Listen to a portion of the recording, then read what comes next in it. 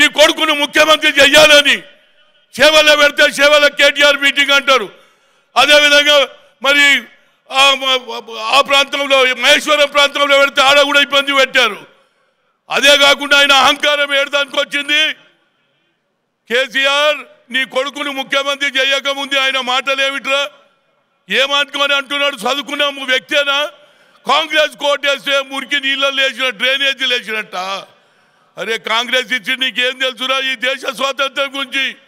మహాత్మా గాంధీ, పండిట్ జవహర్లాల్, మౌలానా అబ్దుల్ కలాం ఆజాద్, సర్దార్ పటేల్ లాంటి వారు దేశ త్యాగం చేసి ఈ దేశానికి ప్రజాస్వామ్యం తెచ్చిన దేశానికి కాంగ్రెస్ పార్టీ అట మురికి అయిపోయిన ఆదరాబాబు.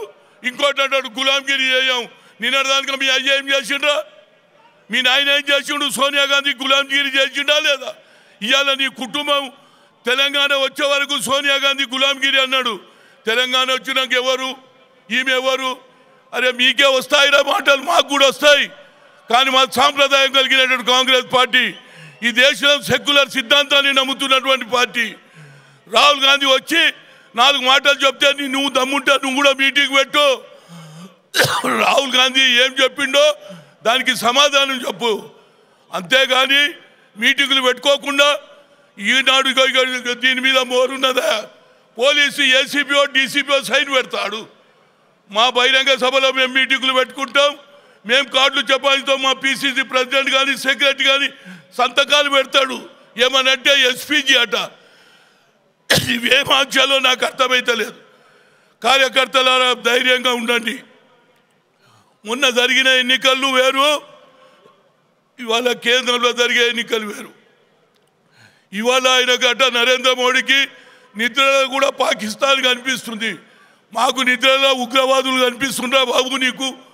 పాకిస్తాన్ కనిపిస్తే నిన్నగానే ఒక సైనికుని అపహరణ చేశారు. ఇవాళ ఇవాళ పేపర్లో వచ్చింది. ఉగ్రవాదుల కార్యక్రమం కంటిన్యూస్గా జరుగుతున్నది. ఇవాళ సైనికులు సాక్రిఫైస్ చేస్తే దాన్ని కూడా బీజేపీ వాడుకోవడానికి ప్రయత్నం చేస్తుంది. ఇవాళ మా రాహుల్ గాంధీ గారు ప్రజల పక్షాన నిలబడాలని త్యాగం చేసినటువంటి సోనియా గాంధీ ఈ దేశంలో తెలంగాణ ఇవ్వాలని నీ ముఖం చూసి ఇవ్వలేదురా బాబు. ఉస్మానియా విద్యార్థులు, కాకతీయ విద్యార్థులు ప్రాణ త్యాగాలు చేస్తున్నారని మా తల్లి ఇచ్చిన మాట నిలబెట్టుకున్నది. ఇవాళ తెలంగాణ వచ్చిన తర్వాత కాంగ్రెస్ వాళ్ళను నోటికొచ్చినట్టు తిట్టడం, ఏదో నువ్వు గెలిచిపోయినట్టు 16 సీట్లు వచ్చినట్టు ఫెడరల్ ఫ్రంట్ పెడతాడట. ఎవడున్నాడు రా నీ ఎంబడి? పోయినావు? ఒరిస్సా పోయినావు, వెస్ట్ బెంగాల్ పోయినావు, ఎక్కడన్నా నీకు సపోర్ట్ దొరికిందా? ఒక్క దగ్గర దొరికేటట్టుంది. ఆయన కూడా సగమే.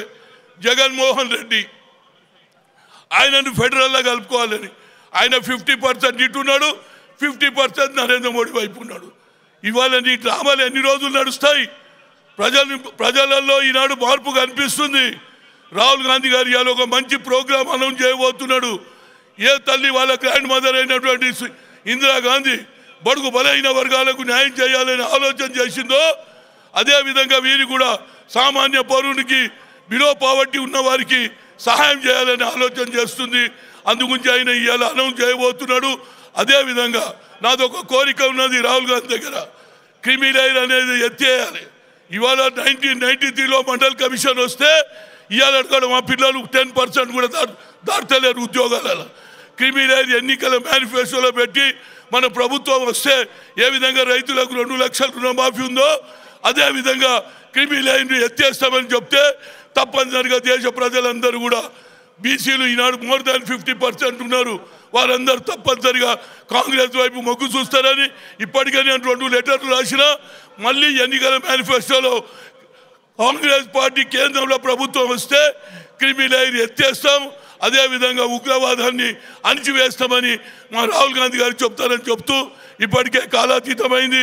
మిగతా నాయకులు కూడా మాట్లాడాలి. మా నాయకుడు వస్తున్నాడు, వారి భాష